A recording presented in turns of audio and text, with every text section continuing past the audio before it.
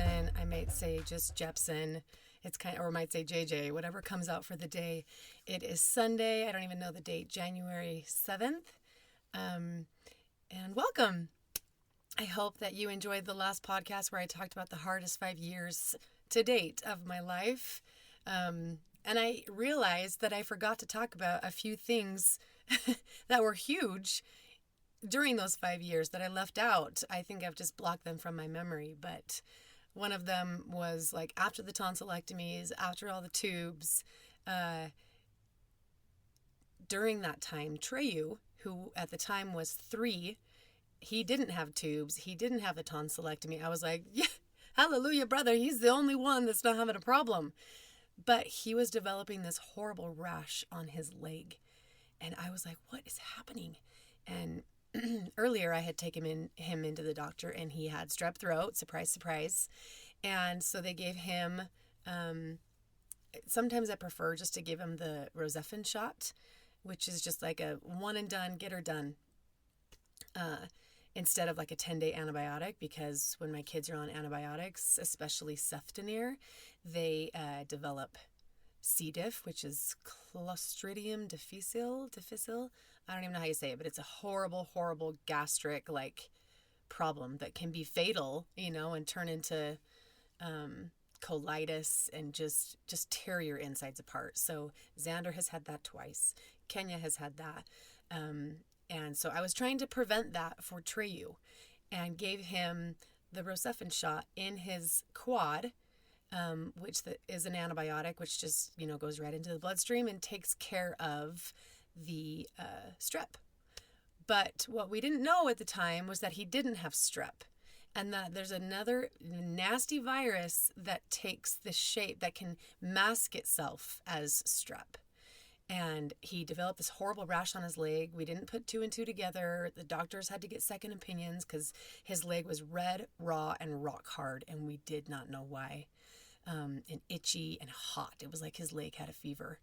And he ended up I took him to primaries because his lymph nodes, he had tennis balls in his throat. And they didn't know what it was. And finally, after doing blood work, he had acute mononucleosis, which is just freaking mono in a 3-year-old. And people made me feel so stupid because they were like, how does a 3-year-old get mono? I was like, I don't know. But the doctors thought it was strep, so we gave him this antibiotic. But this antibiotic had a very adverse reaction, or his body had an adverse reaction to the Rocephin shot that was supposed to be meant for the strep, but he didn't have strep at all. It was, in fact, mono. So that was trippy. And then I forgot to mention that Kenya was vomiting profusely and diarrhea like double dragon, and it was bad. And she was 18 months old, and I was like, what is happening to this little baby's body? Just, again, shredding her insides apart. So I ended up taking her to primaries because she was so dehydrated. And she tested positive for rotavirus. I was like, what the heck? She was immunized for that. It was kind of my first real taste of what was happening, or how immunizations and vaccines and sicknesses work. Yes, she was immunized for it. Yes, she had the vaccine, but I said to the nurse, I'm like, she was immunized for that. Me thinking that she won't get that ever again. She said, well, Rhoda, I even remember her quoting it as Rhoda. She's like, Rhoda broke through. Rhoda's a freaking woman, or this person that broke through. Rhoda broke through the vaccine, and it could have been fatal had she not had the vaccine. But since she had a little bit of help from, immunities from the vaccine, then at least we're here. So then there was that. And then I forgot to mention, of course, my awful wrist break. But that is a podcast in and of itself, and it's probably a 3-part session. Oh my goodness. So just some things to add to the most horrible 5 years of my life was the rotavirus, the mononucleosis in my babies, and then my wrist injury. So let's just get that out of the way. Today, 5 minutes later, I want to talk about a gritty mama. This is a gritty mama edition of the podcast where I bring in women who I admire and love and revere. And this one happens to be an ancestor And there's a connection to her, and I will explain that a little bit later, but she is full of grit after reading more about her life. And again, in this podcast, I want to share about these people, these inspirational women, so that they can be documented verbally for me and for my posterity to be able to listen. If this book is, long gone by the time my kids have kids, and, you can't hold on to this stuff forever. So without further ado, let me introduce you to Stella. Stella was born May 7th of 1894. In 1894, that's a long time ago. So Stella was my great-grandmother. And just to give you a little bit of information about her kind of history, and some of you might know where I'm going with this, but Stella wrote this in her own words. She says, "I was born into this world a little cripple girl." She spelled it CRIPPLE. "I was born into this world a little cripple girl, May 7th of 1894, to Elizabeth Arletta Smith Hutchings and Shepard Chester Hutchings of Springville, Utah. My father was a farmer and my mother a wonderful housewife. They had 9 children. There's one connection. I have 8, but Lula, myself, Blanche, Willis, Earl, Priel, Jesse, Edward, and Rowena. We were all born in Springville, Utah. Getting back to the story of my life, I couldn't do things like the other girls could do because I couldn't walk. My feet was turned backward and over on the sides. My wonderful parents had them operated on, which I am so thankful for. I would have never had the wonderful husband I had or my lovely children, which I find interesting because she thinks that because she was a cripple, she must have thought she never would have gotten married. She never would have been able to be married or have kids because she had crippled feet. I would have never had the wonderful husband I had or my lovely children. Isn't that interesting how things have progressed? My dad's an amputee, and he was worried about the same thing. Who was going to want to marry, an amputee? Bonnie Bolt, my mom. Dr. Robinson of Provo did the operation when I was a little girl. My feet and legs were in casts for so long that my legs didn't develop like they should. Then I had crutches for so many years, but I had a lot of fun on these crutches. I remember a wide ditch that ran at the back of our place, and I would put my crutches in the center of it and would jump over it. And my mother would look at me to stop doing it, but it was fun. That reminds me of the movie Tremors. Me and my sisters love the movie Tremors with Kevin Bacon. When they're on the big boulders and they get their stick and they're not pole vaulting. Is it pole vaulting? And they're going from boulder to boulder. She was doing the same thing with her crutches that Kevin Bacon was doing to escape the tremors, the big monsters that are coming under the earth. So if you could answer right now, I know what all of you, or most of you, if you have followed long enough to my history, would know what Stella suffered from. Stella's condition was called, drum roll please, club feet. Even in her condition, she still had to do her share of the work every day around the farm. She would hoe beets and had to wash and put the clothes through the wringer each day. Once, when Stella's sister Blanche came downstairs wearing Stella's new dress to go out on a date, Stella made her go back upstairs and take her dress off. It's funny what they think is important and what they write about. Stella was a very hard and meticulous worker. Her home and yard were immaculate. Once, while canning tomatoes, Stella took a bottle out of the hot bath canner and went to screw on the lid. The bottle exploded and burned her chest very badly. Stella was an amazing woman. She would work right up to the delivery of her children. Once she was painting the house, and she told the children to go get the doctor because the baby was coming. She then went in the house, had one pain, probably one contraction, and the baby was there. That reminds me of when I was teaching spinning for a long time. I taught spinning for 15 years at the sports mall. And I taught a 5:30 a.m. class, and I could not get anybody to sub that class for me because it was at the butt crack of dawn, 5:30 a.m., right? So I taught a spinning class the day before I delivered. I couldn't even reach the handlebars because my belly was in the way, but I did it. And I couldn't find a sub because nobody wanted to teach it, but I must have been subconsciously channeling great-grandmother Stella. She never went to the hospital for any of her children, to have any of the children. She was a primary teacher. Later in her life, she did a lot of temple work.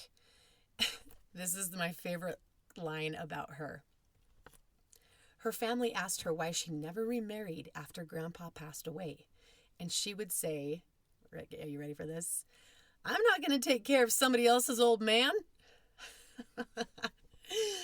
Even though her life was hard, she had some things that were easier for her than the rest of the world. She died peacefully in her sleep at home, where she had borne all of those children, still capable of total independent living, which is the way she would have it. So I am connected to her with the fact that she had so many children, the fact that she had unmedicated babies, the fact that she didn't want to take care of anybody else's old man. And I hope I get to die peacefully in my sleep. And the other thing that we have in what's the word I'm looking for? That we share, the things that we like, are that she loved ice cream. Loved it. She I'm just looking at some pictures over here that I will attach, but she was a powerful woman, and I'm proud to call her my ancestor. But I wanted to tell you one of the stories about her when she was delivering one of her babies. She had, the 1918 flu pandemic had come around, and it had killed, I think, 20 million people globally. And it's interesting because in 1997, they had saved an 80-year-old specimen of the virus, and it turned out that it originated in pigs, in American pigs. Something about how birds infect the pig with a virus, and the pig has to genetically change or genetically mutate or something, which then creates and causes a virus that is lethal and fatal for humans. Correct me if I'm wrong. I am no doctor. That's just something like that I read. But so the war is going on. Is it the war? Yes, there is the war, World War I, as well as the Spanish flu of 1918. 7th, 1918. And Stella was shopping in downtown Springville, and the deadly flu hit her. So she has contracted the Spanish flu of 1918. She was so ill that she crawled on her hands and knees 2 blocks to get home. She crawled on her hands and knees. You guys, this reminds me of when I was in my mission in Paraguay and I had my first kidney stone. And I was hurting so bad. We had no phones. We had no car. We had no bikes. I crawled. I didn't really crawl on my hands and knees, but I was bent over like I was bent in half, curled up in a ball as I walked like this to my leader's house so that I could use the phone that they had to call a doctor to come and help me through this horrible kidney stone experience. And it was at 3 a.m, so I feel for her, crawling on her hands and her knees to get home. She's living with her parents at this time, and Stella was in her last trimester, let's just add insult to injury, of pregnancy. The doctor was sent for because Stella had gone into labor. The baby was born with the flu the next day, December 8th, 1918, at 7:40 a.m. It was recorded from Stella that the doctor said, "Put him over in the corner, he won't last very long." Keith survived because of Stella's excellent care. Every night she would bathe him on the kitchen table. She would put powder on him, rub him down, and put Vaseline on his eyebrows and his eyelashes. So Keith happens to be my grandfather, my mom's dad. And I guess he was known for his extremely long eyelashes, and everybody says that it was because of the Vaseline that she just bathed him in. So my grandfather, Keith Bolt, was born, and I believe it's Joseph Keith Bolt was his full name. So he is my grandpa, son of Stella. Stella had the club feet. Keith wasn't supposed to survive. They said, put him over in the corner. He's not going to make it. He's got the flu. They just kind of discarded him. But a mother's love and tender loving care saved him. And one quick funny story about grandfather Keith. Okay, you guys, this is hilarious. He, in 1922, September of 1922, so he's 4 years old, a laxative company left a sample of chocolate-flavored laxatives on every door handle, every doorknob in the neighborhood. And Keith thought, of course, at 4 years old, what did he think it was? He thought it was candy, and he ate a whole block of it. So it is said that Keith Bolt coined the phrase Hershey squirts from that one little adventure. I just thought that was so funny because that has lived on for decades, a century, more than a century, that Keith Bolt coined the phrase Hershey squirts. Anyway, moving on, Keith and Mary Lou get married. This is my grandmother, obviously. They have 10 children, and one of those children is my mother, Bonnie Bolt, and Bonnie Bolt marries my dad, John Jeppson, and then they have 6 children, and I am number 5 in that family of 6, and in 2007, I got married and had 8 children, and wouldn't you know it, 125 years later, I go to an ultrasound for my 7th baby. And I remember the nurse, the ultrasound technician, going to get a doctor. And they both came back in and said, well, it appears that on your scan, we have detected that this little boy has a club foot. And I remember I knew what it was. I knew that it was a foot that was like bent backwards like this. I think my first question was, is it clubbed foot or club foot? And I think that she said it's clubbed, but everybody just says club foot. It's just interesting where my mind went first. I wanted to know the exact specific term that it's called. But 125 years later, that stinking gene, that stinking chromosome survives 125 years, multiple generations and family members, and skips this person and that person and lands on Nico. And my little Nico was born with a club foot, right clubbed foot, unilateral club foot. And, you know, we call it his lucky fin, his special appendage, whatever you want to call it. But sometimes I'm like, in my head, I'm like, damn you, Stella. And other times, I feel a piece of her and her grit like flowing in me, which then flows into Nico. And it has been a journey, and his clubfoot experience is an entire podcast, if not more than one, for another day. And I will talk about that because it was definitely challenging and also rewarding to see how far he has come and the differences in their treatment. Back in 1894, there was no Ponseti method. There was no Dr. Ponseti that came up with what is practiced now. It was have club feet and have surgery later as a kid, use crutches. You can't run, walk, do any of the things that other kids are doing, and you're called a cripple. And in today's world, there's a Shriners Hospital. And there are orthopedic surgeons and orthopedic doctors who can change the shape of a child's foot so they can walk on it, run on it, and play like a normal, regular kid. So I'm so thankful for the example of Stella, that she fought through it, that she didn't let it get the best of her, And she allowed it to make her stronger. She allowed it to help her develop a skill set, a drive, a mentality of never giving up. And I hope that I can instill that in my little Nico, my little clubfoot cutie, as they're called. So thank you for listening. I hope you enjoyed as much as I did learning about Hershey Squirt's crippled grandmothers and where the 1918 flu came from, and about my precious little Nico.